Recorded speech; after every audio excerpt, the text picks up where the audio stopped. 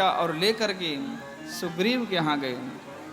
जैसे सुग्रीव के पास पहुँचे, सुग्रीव से भगवान ने मित्रता करी और सुग्रीव ने कहा, हे प्रभु, हमने देखा कि जब हम पर्वत पर बैठे थे, पहाड़ों पर, तो एक नारी जा रही थी रोती हुई, और उसने हमको देख करके अपने गहने कपड़े में कर कर हमारे पास छोड़ दिए थे।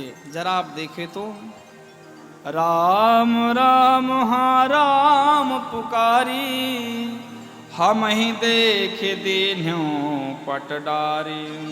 हे प्रभु, वो स्त्री इतनी विह्वल थी, इतनी विकल थी, तो उसके मुख से राम राम निकल रहा था, और उन्होंने हमें देख करके यह पट डाल दिया। इतना सुन करके प्रभु बोले, मांगा तुरत ते ही दीन्हा, पट उरलाई सोचवती कीन्हा।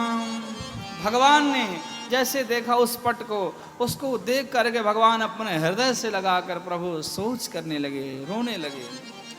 हे मेरी सीते, तो मेरी सीता का है।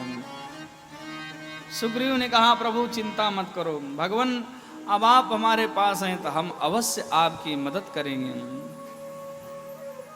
बोलो जय सिया राम। अब सुग्रीव ने अपनी गाथा सुनाई, प्रभु मैं भी पीड़ित हूँ, भगवान मैं आपकी मदद तो करता, लेकिन मैं भी इस समय अपने राज्य से विहीन हूँ, मेरे कृपा करो प्रभु, मेरा राज्य मिल जाए।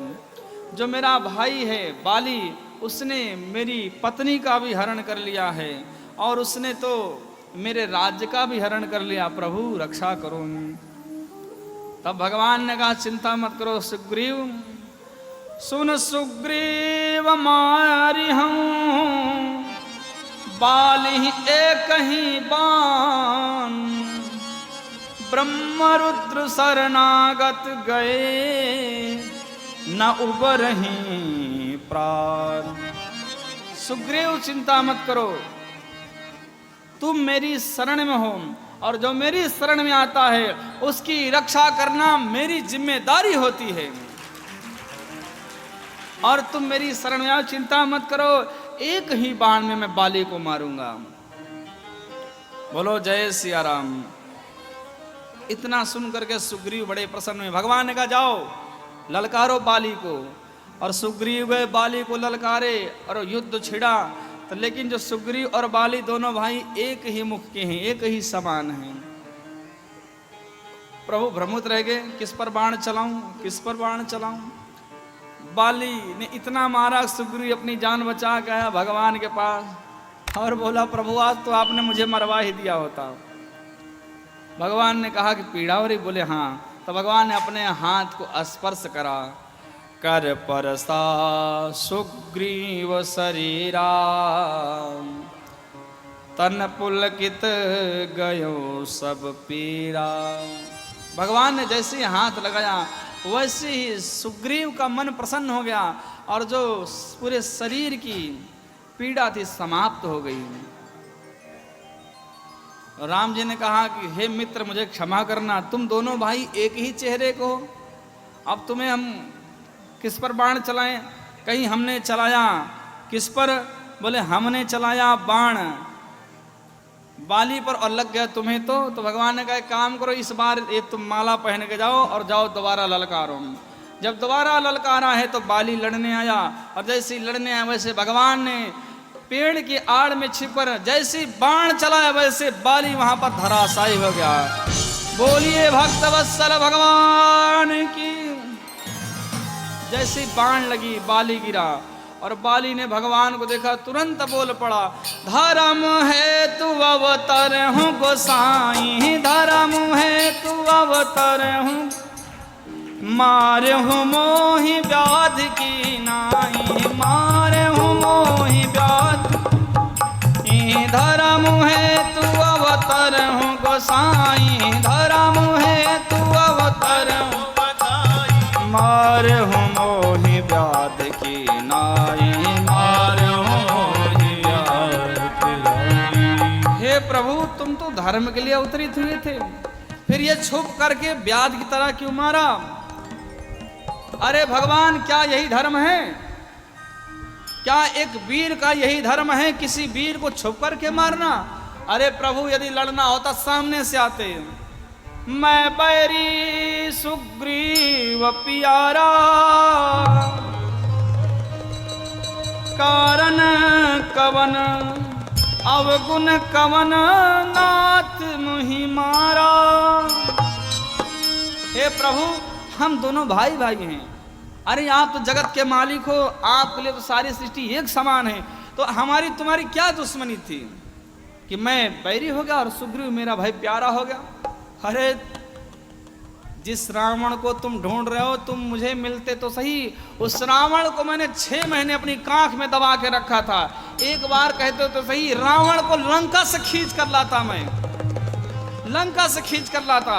और आपको कोई लंका पर ना झगड़ा करने की जरूरत थी, ना लड़ाई करने की जरूरत, ना चढ़ाई करने की जरूरत, और उस रावण को मैं आपके चरणों में लाके पटक देता।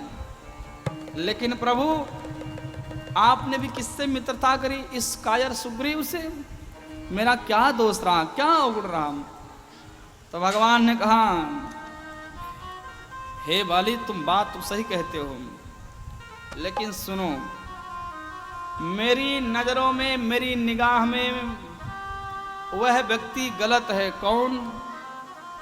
अनुज बधु भगनी सुत नारी, सुन 60 कन्या समये चारी। अरे 60 मूर्ख, अनुज बधु अपने छोटे भाई की बहू, बहन, सुत नारी यानी कि अपने बेटे की पत्नी, ये सब बेटी के समान होती हैं। कौन कौन? अपने छोटे भाई की पत्नी, अपनी बहन और अपने बेटे की पत्नी, ये सब कन्या के समान होती हैं। इन्हीं कुदृष्टि बिलोकई जो इन पर कुदृष्टि डालते हैं, जो लोग कैरेक्टरहीन होकर के इनको देखते हैं, ऐसे लोगों का वध करने से कोई दोष नहीं लगता है। इनका वध तुरंत कर देना चाहिए। जो अपनी बहन, अपने छोटे भाई की पत्नी, अपनी पुत्र की पत्नी को जो कुदृष्टि से देखते हैं, भगवान ने कहा ऐसे व्यक्तियों का वध कर देना चाहिए। और तूने वही कार्य किया था, इसलिए मैंने तेरा वध किया।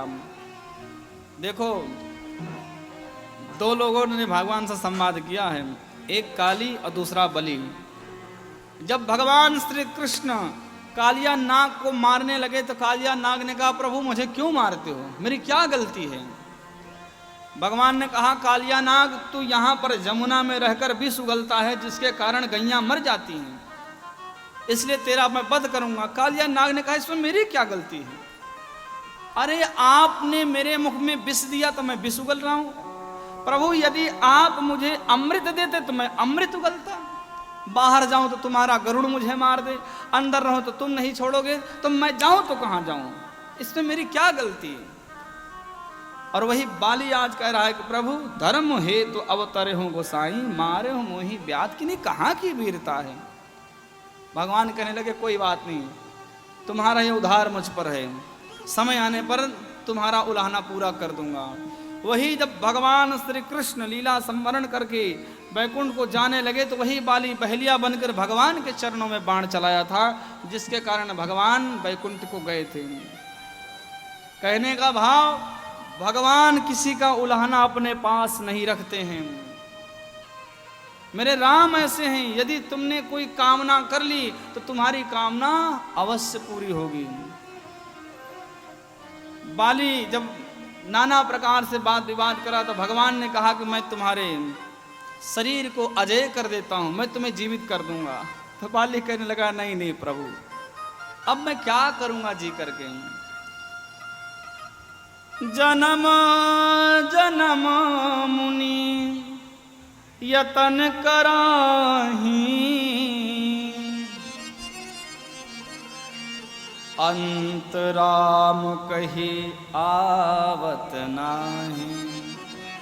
प्रभु, जीव जन्म जन्म राम राम राम राम राम राम करता है, लेकिन जब मरने वाला हो तो उसकी जिह्वा टूट जाती है, तो राम की जगह उसके मुख से लाम निकलता है। आपने देखा होगा कि व्यक्ति भक्ति करता है, कुछ लोग ऐसे जितने बूढ़े होते जाते हैं उतनी उनकी जवान लटपटाती जाती है, जुबान उनकी टूटने लगती है, अनाप शनाप बकने लगते हैं। आपने देखा होगा कि जब व्यक्ति मरने वाला होता चिल्लाता है, अरे रे देखो देखो घोड़े आ रहे हैं, अरे मेरी खाट उड़ी जा रही है, मुझे 4 लोग पकड़ के ले जा रहे हैं। लेकिन जो भगवान के भक्त होते हैं ना, वो कहते हैं बेटा मेरा रथ आ गया, मैं जा रहा हूं। वो ये कहते हैं।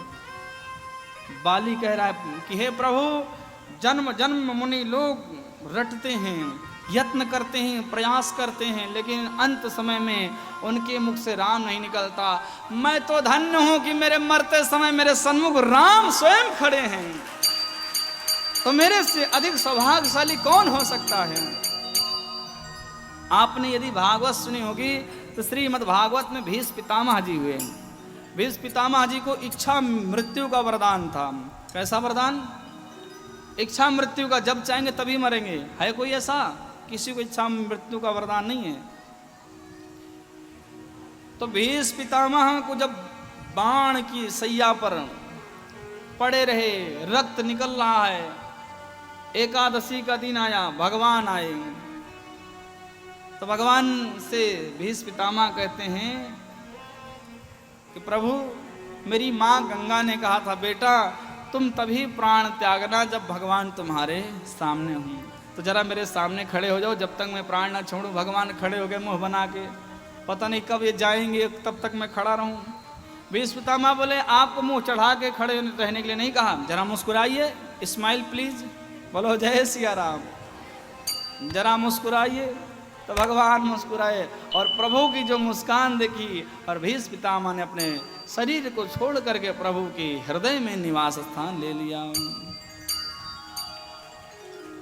तो ऐसे ही आज जो बाली है, भगवान के सन्मुख अपने प्राण को त्यागा, भगवान ने उसके समस्त कर्मों को कराया और अंगद को राजकुमार बनाया है। तो मेरे राम कहीं से कहीं तक किसी का गलत कार्य नहीं करते हैं।